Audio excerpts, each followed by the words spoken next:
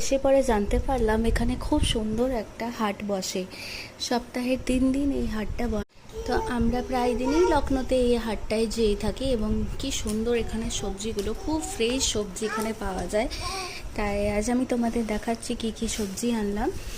এই যে আমি নিয়েছি একটা লাউ আর ভেন্ডি, পেঁয়াজ, আলু, ধনেপাতা আর পাকা এগুলো ল্যাংড়া আম, আর এই যে বেগুন আর বিট, পটল, আর এটা হচ্ছে কাগজি লেবু, টমেটো আর কচুরলতি। এটা আমার ভীষণ ফেভারিট একটা সবজি, কচুরলতি, রসুন সব কিছুই নিয়ে এসেছি। এই যে হচ্ছে শসা। আর খুব ফ্রেশ এখানে সবজিগুলো। আমি ভাবলাম যে ওয়েস্ট বেঙ্গলের মতো সবজি হয়তো সব জায়গায় পাওয়া যায় না, কিন্তু অল টাইম এখানে সব কিছুই পাওয়া যায়।